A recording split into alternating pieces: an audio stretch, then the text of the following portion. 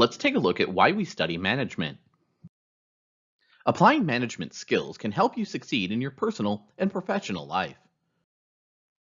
The better you can work with people, the more successful you'll be, both personally and professionally. American society tends to promote two isms that tend to lead to being unhappy. Individualism, being selfish by just looking out for yourself, take advantage of others for your own personal gain. And only doing things that have something in it for me, known as hedoism. Don't do it if you don't feel like doing it, just do what makes you feel good. Positive manager subordinate relationships are invaluable to organizational success. If you're a manager or want to be a manager someday, you'll need good management skills to be successful.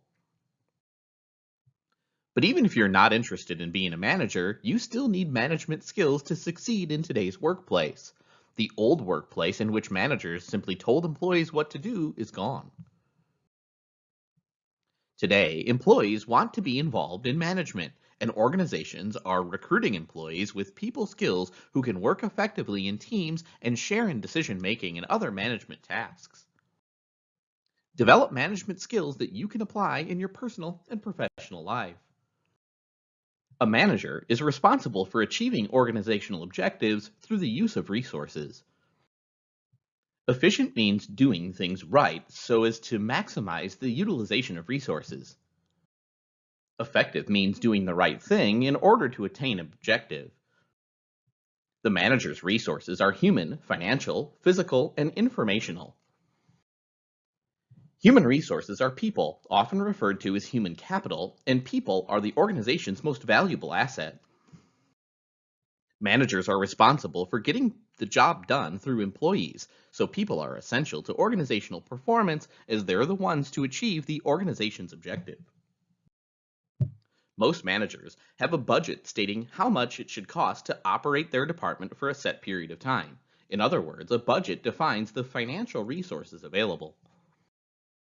Managers are responsible for making the products and services and keeping equipment in working condition and ensuring that necessary products, materials, and supplies are available when needed.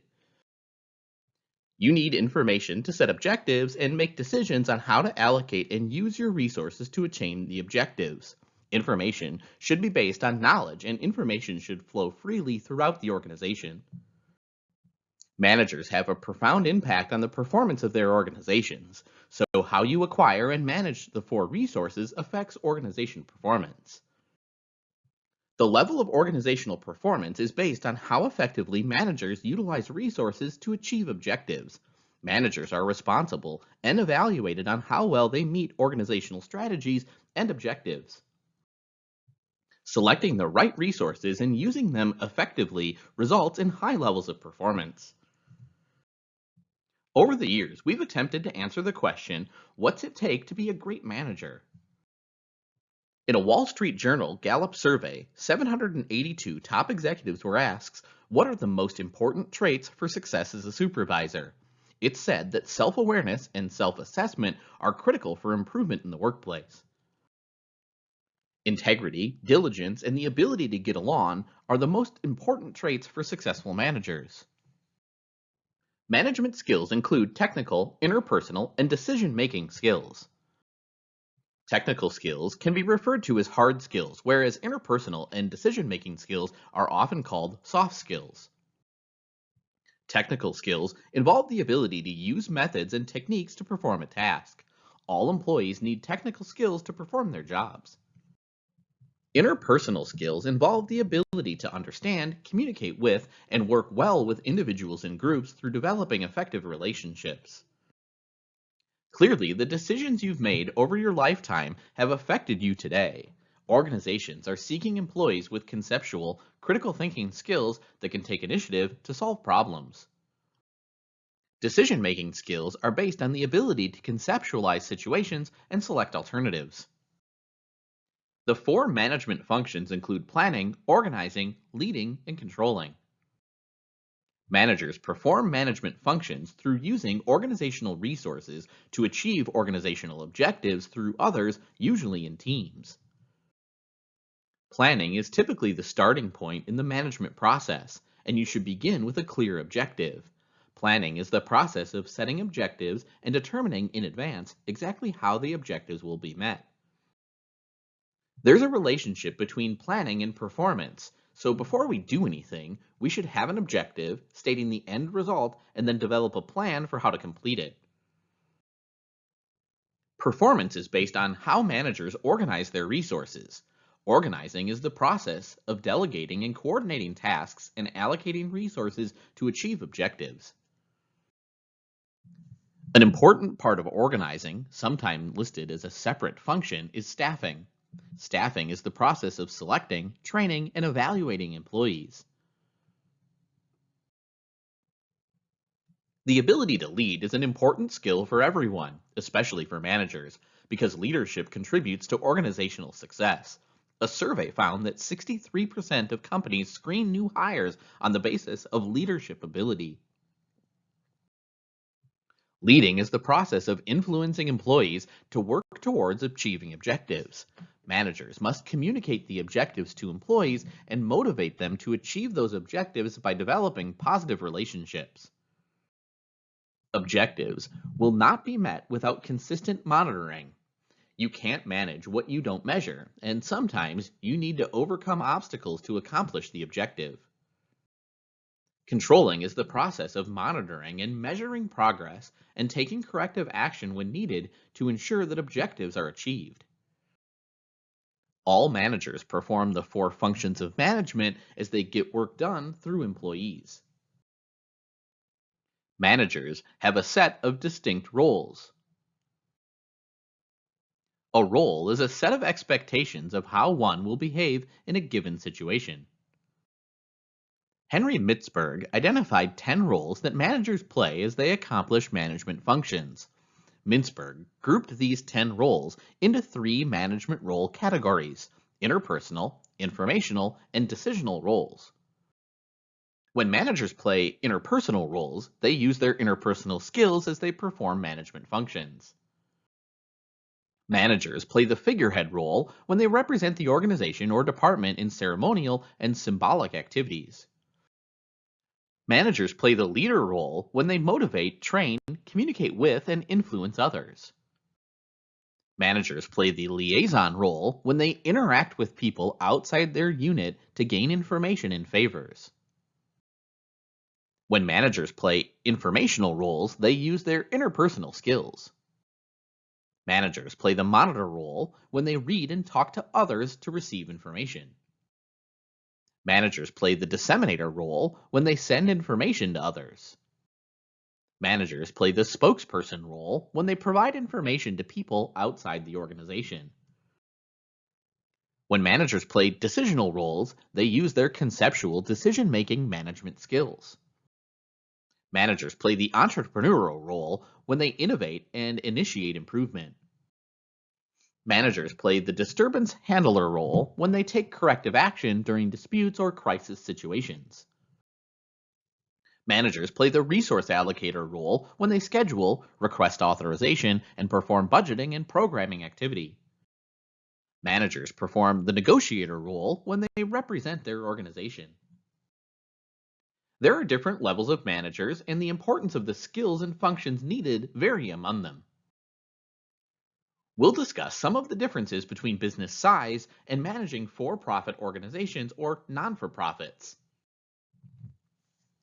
Managers differ in the level of management, and there's also non-permanent managers called team leaders, as well as non-manager operative employees. There are also different types of managers by level of management. The three levels of management are top managers, middle managers, and first-line managers. Job titles given to them help identify the level of management. The three levels relate to each other as described here. Most organizations have relatively few top management positions.